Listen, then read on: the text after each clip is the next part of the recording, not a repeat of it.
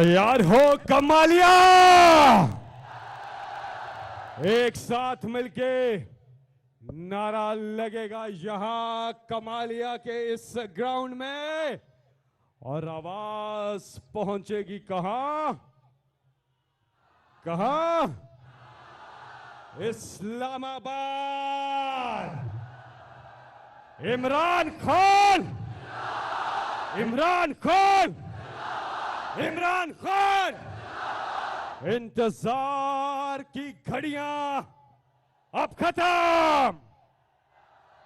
इमरान खान जिस लीडर ने इस कौम की इज्जत नफ्स को बहाल किया, इस कौम की खुददारी को, खुद मुख्तारी को बहाल किया और कहा अमेरिका को एब्सोल्युटली नॉट। क्या कहा? क्या कहा? लेकिन इस बात का शहबाज शरीफ बहुत बुरा मना गए। उन्होंने कहा कैसे कह दिया? आपको पता है कैसे कह दिया? क्योंकि उनकी तरह इमरान खान की बैरून मुल्क जायदादें नहीं है। इमरान खान का जीना मरना पाकिस्तान में है। न तीर की दहाड़ से, न शेर की दहाड़ से, न किसी डीजल की अलगार से इमरान डरता है सिर्फ अपने परवरदिगार से।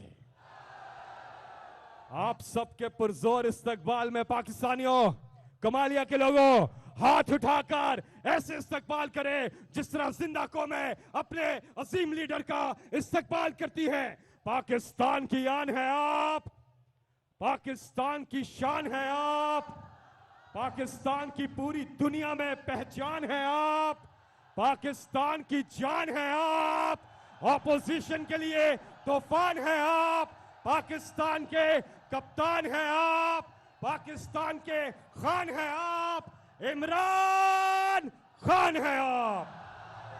बिस्मिल्लाहिर्रहमानिर्रहीम।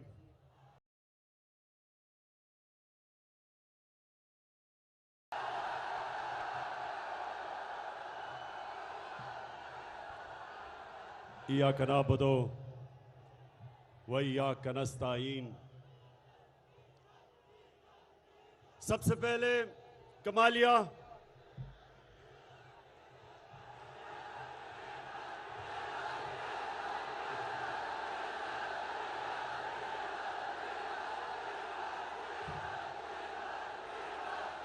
कमालिया में भी डीजल सस्ता हो गया है। बड़ा पैसा खर्च किया हमने डीजल और पेट्रोल को सस्ता करना। तो मैं सबसे पहले जनाब रियाज फतेहाना साहब आपको आज खराज तहसीन पेश करता हूं।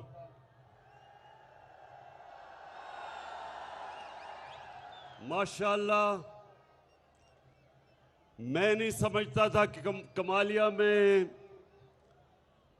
इस तरह का पंडाल आप भरेंगे जिसमें नौजवानों के अलावा हमारी बहनें, हमारी ख्वातीन भी आएंगी। आपको मैं मुबारक देता हूं। और मेरे जितने भी मोअज़्ज़ज़ मेहमान हैं, मैं सबको आज मुबारक देता हूं इस बड़े बड़े बड़े जलसे पे। अच्छा, मैं आज अपनी आपसे जो बातचीत है वो शुरू करता हूं शुक्रिया अदा करने के लिए। किसका शुक्रिया अदा करने के लिए? सबसे पहले आसिफ जरदारी, आपका शुक्रिया।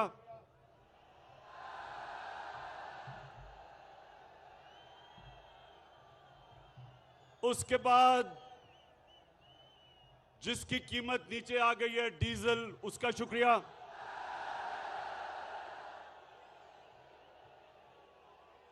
लेकिन सबसे ज्यादा मैं शुक्रिया अदा करना चाहता हूं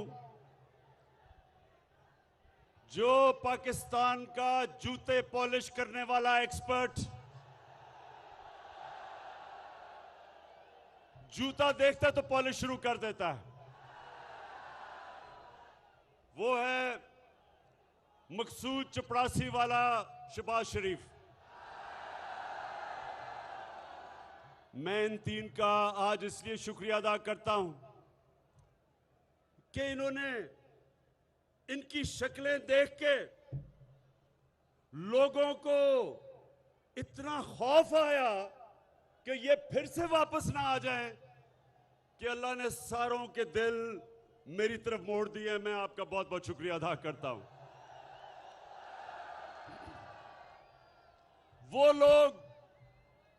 वो लोग हमारी पार्टी में जो 10 साल से सो गए थे, वो लोग जो तहरीक इंसाफ से दूर हो गए थे, वो ये थ्री स्टूजेस की शक्लें देख के सब वापस आ गए हैं। बहुत बहुत शुक्रिया आपका। लेकिन मेरे पाकिस्तानियों, कमालिया के बाशऊर लोगों,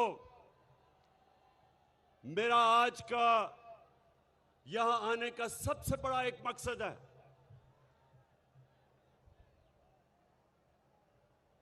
मैंने नौजवानों, आप जरा मेरी बात गौर से आपने सुननी है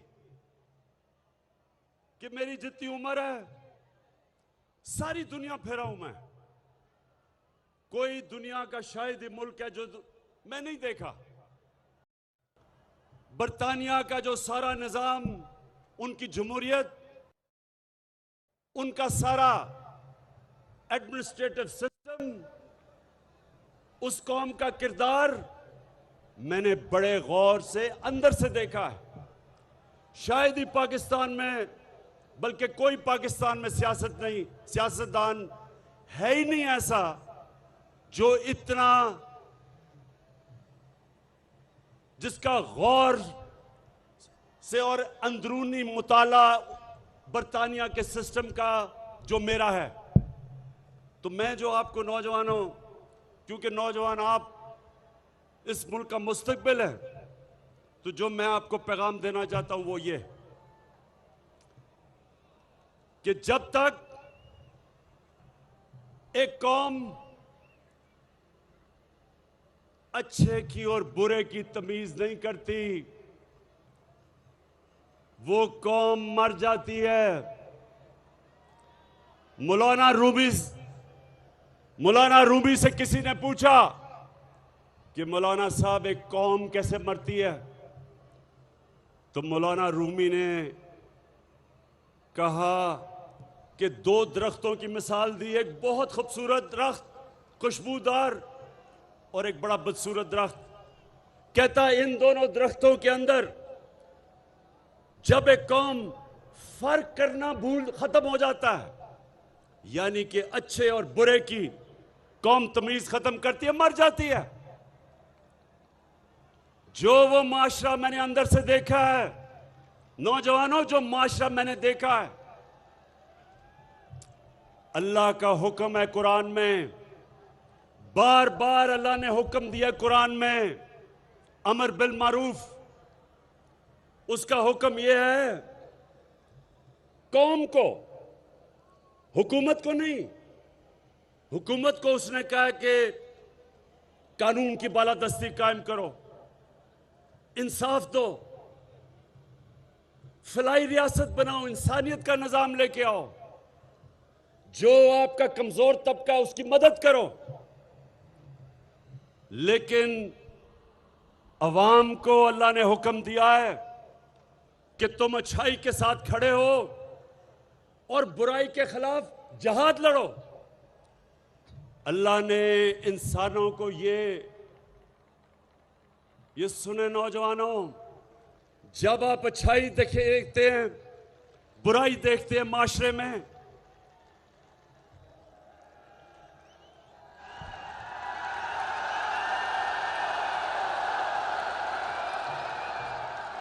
जब आप माशरे में अच्छाई और बुराई देखते हैं, तो अल्लाह ने आपके हाथ में यह फैसला नहीं छोड़ा कि मैं ना अच्छाई की तरफ ना बुराई की तरफ, मैं न्यूट्रल हूं।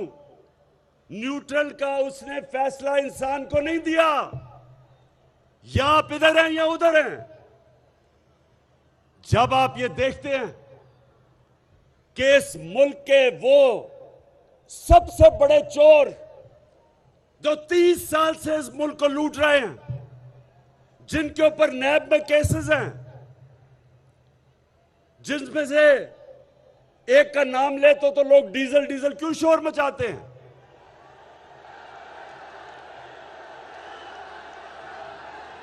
लोग इसलिए शोर मचाते हैं कि सियासत करते हो इस्लाम के नाम पे और अपना जमीर बेचते हो डीजल के परमिट के ऊपर।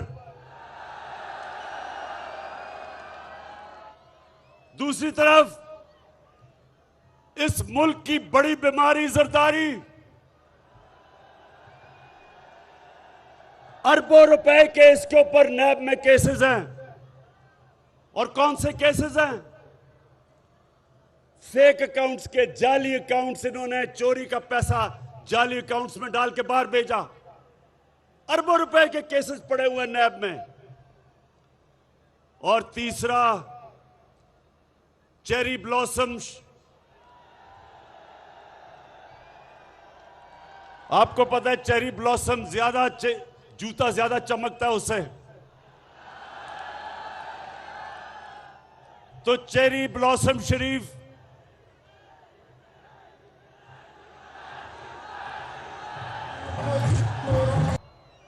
अब शहबाज शरीफ का सुन लो। एक दिन पता चलता है कि इसका चपड़ासी जिसका नाम मकसूद था, उसके बैंक में सिर्फ 375 करोड़ रुपया आ जाता है और सारे नौकरों के बैंकों में 1600 करोड़ रुपया आ जाता है। अब इसका केस लगा हुआ है, इसके केस का फैसला होना है। अभी तक बचता रहा है। कभी कमर में दर्द हो जाती है, कभी वकील नहीं आता, कभी जज को टाइम ले लेता है। इसको भी पता है कि इसका टाइम आने वाला है। इसको पता है कि अगर ये इमरान खान और थोड़ी देर चल गया तो शहबाज शरीफ ने जेल में जाना है। और फिर एक चौथा फनकार है। चौथा फनकार वो है, वो कौन है वो चौथा फनकार?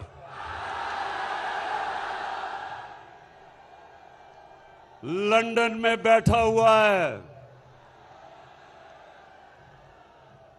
उसका, अब जरा उसका सुनो, उसका केस क्या है? पहले तो अदालत से वो मुजरिम करार दे दिया गया। उसकी बेटी के नाम पे पैनामा पेपर के इंकशाफ में पता चला कि 4 बड़े बड़े अरबों रुपए के लंदन के सबसे महंगे इलाके में 4 बड़े बड़े महलात उसकी बेटी के नाम पे निकल आया। हमने तो नहीं निकाले, पैनामा पेपर के अंदर आ गया।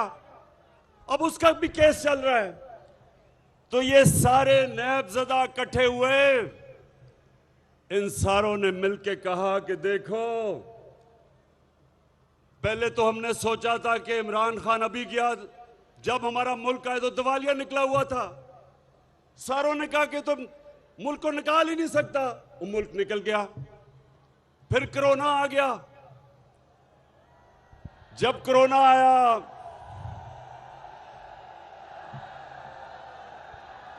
कमालिया,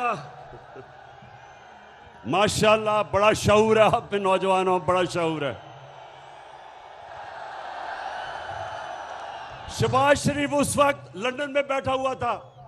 बेटे को इसने बाहर भिजवा दिया था, दामाद को बाहर भिजवा दिया था, नवाज शरीफ के बेटे बाहर बैठे थे, इसहाक डार बाहर बैठा था, उनके बेटे बाहर बैठे थे, सब लंदन में बैठे थे। इस तरह लगता है कि ये ग्वाल मंडी में नहीं पैदा हुए, ये सारे लंदन में मलकाए क्वीन उसके घर में पैदा हुए हैं सारे ये। इसहाक डार माशाल्लाह बड़े मेहनत कश थे, उनके वालिद साइकिलों की दुकान थी। आज अगर आप उसका रहन सहन देखें और उसके बच्चों का, तो आपको पता चलेगा कि कितना पैसा इस मुल्क का ये लूट के बाहर लेके गए हैं। तो ये सारे इन्होंने मिलकर फैसला किया कि एक ही तरीका है, इमरान खान की हुकूमत गिराओ, इक्तदार में आओ, और सबसे पहला काम ये क्या करेंगे? क्या बैठे हैं, क्या काम करेंगे? नैब को खत्म करेंगे, अपने करप्शन केस खत्म करेंगे। पहले उन्होंने पूरी कोशिश की कि इमरान खान इनको एनआरओ दे देगा, मुशर्रफ ने इनको एनआरओ दे दिया। जितनी इन्होंने पहले जितनी करप्शन की थी वो सब माफ हो गई। इन्होंने फिर से आए 10 साल, दोनों हाथों से मुल्क को लूटा। केस इनके तब बने और जोर इमरान खान पे लगा रहे हैं कि अगर आपने हमें करप्शन केस माफ ना किए तो हम आपकी हुकूमत ही चलने देंगे। मैं बार बार ये 3 चूहों को पैगाम दे रहा हूं कि हुकूमत जानी तो मामूली चीज है। 3 स्टूजेस, चूहे तो बड़ी चूहो,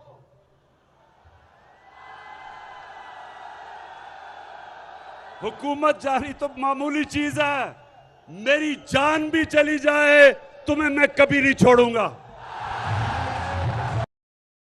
कि ये इक्तदार में आए, नैब को खत्म करें, करप्शन केसेस खत्म हों, और जब ही करप्शन केसेस खत्म होंगे वो भगौड़ा जो लंदन बैठा है वो जल्दी जल्दी पाकिस्तान वापस आएगा। और वो वापस आके क्या करेगा? वो सबसे, ये सुन लो मेरी कौम, इसने करना क्या आके? ये नंबर 1 चीज क्या करेगा आके? ये आते साथ ही पहले इलेक्शन कमीशन तो इसके कंट्रोल में है, अखबारों के अंदर पैसा चलाएगा। लिफाफा सहाफत इसने शुरू की थी जब ये पहली दफा चीफ मिनिस्टर बना। इसने मीडिया को पैसा चलाना है। इलेक्शन कमीशन पहले इसके साथ है। इसने उसके बाद सुन लो, ये उसके बाद ये पाकिस्तान की अदलिया के ऊपर हमला करेगा, क्योंकि जो करप्ट आदमी होता है वो कभी आजाद अदलिया को चलने नहीं देगा। ये वाहिद जमहूरियत के अंदर ये पहली दफा हुआ होगा कि डंडों से इन्होंने सुप्रीम कोर्ट के ऊपर हमला किया और सज्जाद अली शाह को भगाया और फिर ब्रीफ केस दिए जजेस को। इसकी पुरानी आदत, ये सुने जरा, मैं नौजवानों आपको बताऊं, क्योंकि मैं तो नवाज शरीफ को तब जानता था जब बेचारा पूरी कोशिश कर रहा था क्रिकेट खेलने की, और जब क्रिकेट भी खेलता था मैं, और ये सब पता चलवा लें आप, ये जमखाना में क्रिकेट खेलता था, क्रिकेट भी खेलता था अपने अंपायर खड़े करके। एक अंपायर चीफ सेक्रेटरी होता था, दूसरा अंपायर लाहौर का कमिश्नर होता था, और उधर भी रोंदी मारता था। आउट हो जाता था अंपायर, नॉट आउट दे देते थे। उसके बाद इसने सहाफत पे पैसा चलाया, इसने जजेस खरीदे, इसने लाहौर के एलडीए के प्लॉट्स दे के जजेस को खरीदा, इसने छांगा मांगा की सियासत शुरू की, मेंबर ऑफ पार्लियामेंट की कीमत लगाई, उनको छांगा मांगा के रेस्ट हाउस में बंद किया।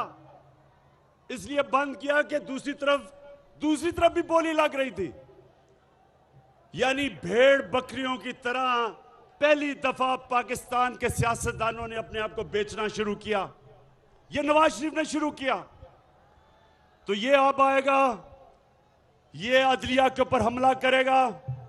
अभी से ये अदलिया को तकसीम कर रहा है, अभी से सुप्रीम कोर्ट के अंदर जजेस को अपने साथ मिला रहा है। ये कभी आजाद अदलिया को चलने नहीं देगा, क्योंकि इसने अपने केसेस खत्म करने हैं। और फिर ये सुन लो, जो अगला हमला करेगा, ये इसका अगला हमला होगा पाकिस्तान की फौज के ऊपर। अभी तक जितने भी आर्मी चीफ आए हैं, सबके साथ इसके इख्तलाफात हुए। खुद पहले आर्मी चीफ बनाता है, उससे इख्तलाफ क्यों होता है? अब मुझे बताओ नौजवानों, क्यों इसका आर्मी चीफ के साथ इख्तलाफ होते हैं? इसलिए कि आर्मी के पास जो एजेंसीज हैं, उनको सबसे पहले पता चल जाता है इसकी चोरी का, और ये कंट्रोल करना चाहता है। बाकी इदारे कंट्रोल कर चुका होता है, फौज से इसको डर होता है, फिर इसकी पूरी कोशिश होती है फौज को कंट्रोल करने की। फिर इसका इख्तलाफ होते हैं आर्मी के चीफ के साथ, और फिर ये छुप छुप के पिछले दौर में नरेंद्र मोदी से मिल रहा था। बरकत दत्त अपनी किताब में लिखती है कि नेपाल में जनाब नरेंद्र मोदी और नवाज शरीफ छुप छुप के मिल रहे थे, जैसे कि कोई रोमांस चल रहा है इनके बीच में। और वहां वो लिखती है अपनी किताब में कि छुप के क्यों मिल रहे थे, क्योंकि नवाज शरीफ को अपनी फौज से डर लग रहा था। तो कमालिया और मेरे पाकिस्तान के लोग जो आप देख रहे हो, ये जो डॉन लीग्स थी, वो क्या थी? हिंदुस्तान को पैगाम पहुंचा रहे जी कि मैं तो दोस्ती करना चाहता हूं, फौज नहीं मानती। उधर से जरदारी, उसने क्या किया? मेमो गेट क्या था? हुसैन हक्कानी, उसका एम्बेसडर, अमेरिकनों को कहता है कि जनाब आसिफ जरदारी को पाकिस्तानी फौज से बचा लो। ये हैं वो लोग जो अपने पैसे के गुलाम हैं। ये कभी आपके लिए आजाद फॉरेन पॉलिसी नहीं बना सकते। शहबाज शरीफ ने जब कहा कि पहले तो उसने कहा कि जी इमरान खान को यूरोपियन यूनियन के एम्बेसडर्स की तनकीद नहीं करनी चाहिए थी। क्यों नहीं करनी चाहिए थी शहबाज शरीफ? उन्होंने प्रोटोकॉल तोड़ा था। कभी भी एम्बेसडर्स इस तरह की स्टेटमेंट नहीं देते। और दूसरी चीज, जो यूरोपियन यूनियन की काउंसिल का प्रेसिडेंट, उसने मुझे कॉल किया। उसने कहा इमरान खान, हम तुम्हारी मदद चाहते हैं कि रूस की और जो यूक्रेन की लड़ाई है, तुम्हारी तरह के लीडर हम चाहते हैं जो बीच में पड़ के अमन लेके आए। शहबाज शरीफ जूते पॉलिश करने वालों को ये नहीं पूछते, लोग उनकी इज्जत नहीं करते। और फिर शहबाज शरीफ ने कहा एब्सोल्युटली नॉट, इमरान खान को नहीं कहना चाहिए था। बताएं आप, इमरान खान को कहना चाहिए था या नहीं? शहबाज शरीफ एब्सोल्युटली नॉट क्यों कहा था इमरान खान ने? क्योंकि हमने अमेरिका की जंग में शिरकत की, उनको अपने बेसेस दिए। उन्होंने यहां से जब जंग की अफगानिस्तान में, हम शरीक हो गए। 80,000 पाकिस्तानी उन्होंने अपनी जान की कुर्बानी दी। हमारा कबाली इलाका उजड़ गया। कभी पूछे कबाली इलाके के लोगों से कि उनके ऊपर किस किस्म की क़यामत आई? 35 लाख लोगों ने नकल मकानी की उस जंग में हमने जब शिरकत की। उन लोगों से पूछे जिन्होंने नकल मकानी की थी। ज़कात देने वाले एकदम ज़कात लेने वाले बन गए। 100 अरब डॉलर से ज्यादा मुल्क को नुकसान हुआ। तो शहबाज शरीफ मुझे बताएं क्या मिला पाकिस्तान को? हमने जब उनकी जंग में शिरकत की, क्या मिला पाकिस्तान को? हमें बुरा भला कहा गया, हमें कहा तुम दोगले हो। अफगानिस्तान में जब जंग नहीं जीती गई, पाकिस्तान को जिम्मेदार ठहराया। मैं ये कभी नहीं कहता कि हम किसी से अपने ताल्लुकात खराब करें। मैं कभी नहीं कहता कि हम अमेरिका या यूरोपियन यूनियन से अपने ताल्लुकात खराब करें, बल्कि अच्छे करने चाहिए। लेकिन शहबाज शरीफ, मैं ये कहता हूं कि ताल्लुकात अच्छे करने में और उनके जूते पॉलिश करने में बड़ा फर्क है। आप और आपका बड़ा भाई और आसिफ जरदारी ये हमेशा बाहर की कुव्वतों की गुलामी इसलिए करेंगे कि इनका अरबों रुपया चोरी का मुल्क से बाहर पड़ा है। जिन लोगों का चोरी का पैसा ऑफशोर अकाउंट्स में पड़ा है, बड़े बड़े बाहर की जायदादों में, लंदन में, बाहर के मुल्कों में पड़ा है, वो कभी इस मुल्क की फॉरेन पॉलिसी को एक आजाद फॉरेन पॉलिसी नहीं बनने देंगे। अपनी चोरी किए हुए पैसे की गुलामी करेंगे। इसलिए मेरे पाकिस्तानियों, ये याद रखो, कभी उस पार्टी को वोट ना दो जिस पार्टी के सरबराह का पैसा मुल्क से बाहर पड़ा है। वो कभी इस मुल्क की फॉरेन पॉलिसी को आजाद नहीं होने देगा।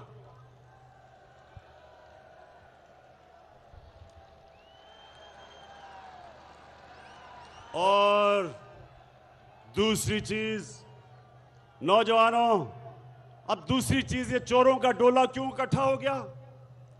इनको खौफ आ गया कि कोरोना से भी पाकिस्तान सुरखरू होकर निकला, मैशत भी सही रास्ते पर निकल गई। हमारे किसानों के पास कभी भी इतना पैसा नहीं आया जो आज हमारे किसानों के पास आया है। कभी फसलों में इतना पैसा नहीं था, कभी पैदावार इतनी नहीं थी जो हमारे जमाने में। सारे बर्रे सगीर में अभी रिपोर्ट निकली है कि सारे बर्रे सगीर में सबसे कम बेरोजगारी पाकिस्तान में है। हम सबसे आगे हैं रोजगार में। और जब महंगाई है, आलमी महंगाई, तो पाकिस्तान अभी भी वो मुल्क है जिधर दुनिया के मुकाबले में हमारी महंगाई कम है। और वो मुल्क है जो अल्लाह का शुक्र है कि वो सही रास्ते पे, record exports, record textile production, record फसलें, रिकॉर्ड टैक्स कलेक्शन, ताकि हम आवाम के ऊपर और पैसा खर्च कर सके। अल्लाह का करम है कि मुल्क सीधे रास्ते पे है। इसलिए इन सारों को था कि जल्दी जल्दी साजिश करके मुल्क को, हुकूमत को गिराया जाए। मैं कल 27 तारीख को मैं सारे अपने पाकिस्तानियों को आज पैगाम देता हूं कि आपने सबने इस्लामाबाद पहुंचना है।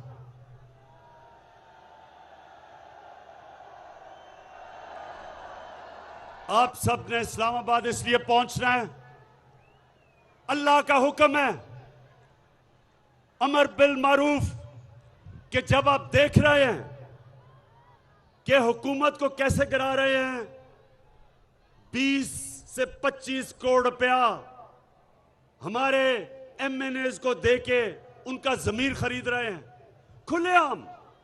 जब आपको पता है कि चोरी के पैसे से एक हुकूमत को गिरा रहे हैं मुल्क के सबसे बड़े डाकू, तो सारी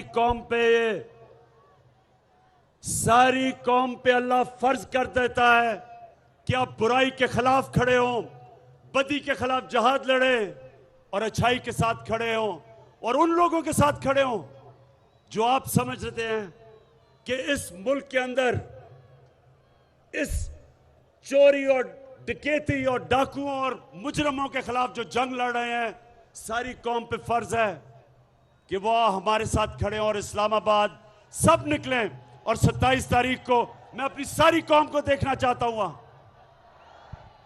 यानी कि कल जल्दी आना, क्योंकि ये पाकिस्तान में एक ऐसा फैसला कुन दिन होगा, ये एक ऐसा दिन होगा कि मैं आज आप सबके सामने पेशन गोई कर रहा हूं कि पाकिस्तान की तारीख का सबसे बड़ा अवाम का समुंदर निकलेगा राय हक के ऊपर खड़े होने के लिए और इन मुजरिमों को यह बताने के लिए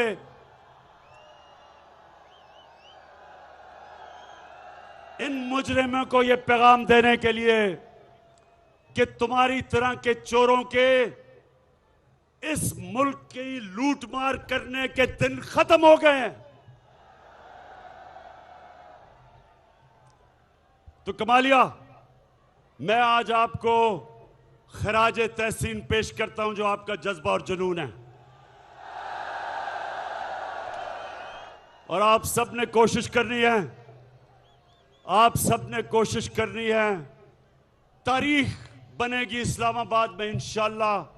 कल कोशिश करना जल्दी आए, क्योंकि बहुत ज्यादा अवाम का समुंदर उस तरफ रास्ता करके पहुंच रहा होगा इस्लामाबाद में। और ये दिन होगा जब ये कौम जिंदा होगी।